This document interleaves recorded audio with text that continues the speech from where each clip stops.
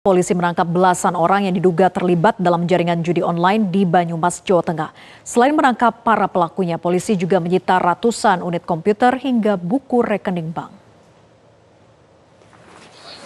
Satreskrim Polresta Banyumas menetapkan 12 orang dari 48 orang menjadi tersangka dari 3 lokasi yang berbeda di wilayah Purwokerto, Jawa Tengah pada 19 Juni lalu. Namun satu tersangka diantaranya masih dalam status DPO.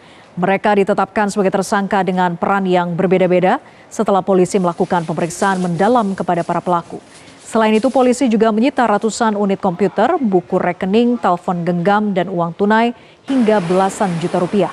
Dari hasil sementara pemeriksaan, para pelaku telah melakukan aksinya sejak tahun 2022 dan sempat berhenti pada tahun 2023.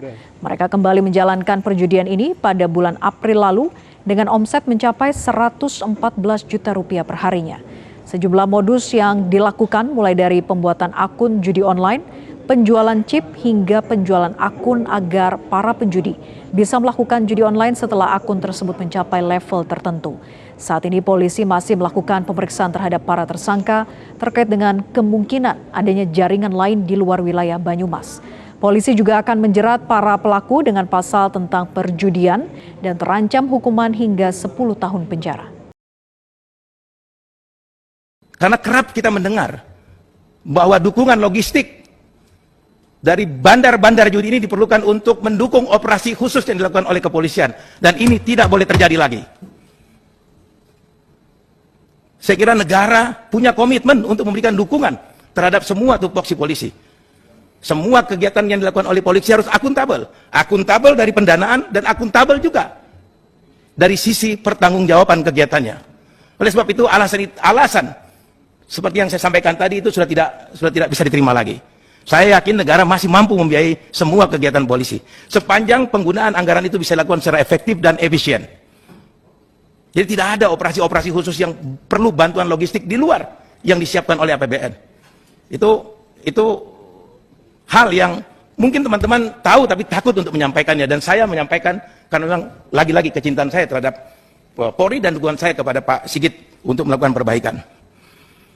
Kemudian soal Satgasus, saya juga menyambut positif keputusan Pak Kapolri untuk membubarkan semua Satgasus, Merah Putih, Nusantara atau apapun lah namanya, karena memang saya tidak melihat ada urgensinya Satgasus itu dibentuk.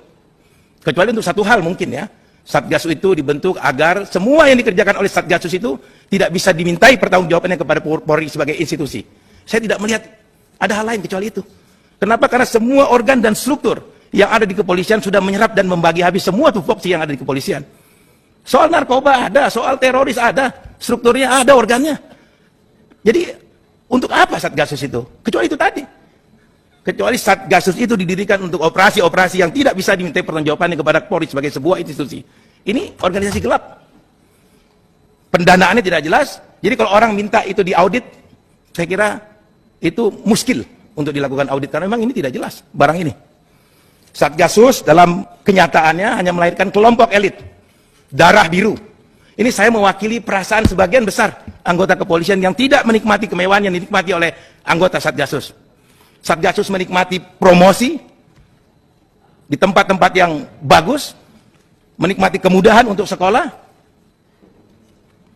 mendapatkan akses langsung ke elit di kepolisian, bahkan beberapa di antara mereka menikmati imunitas atas pelanggaran profesi yang mereka lakukan.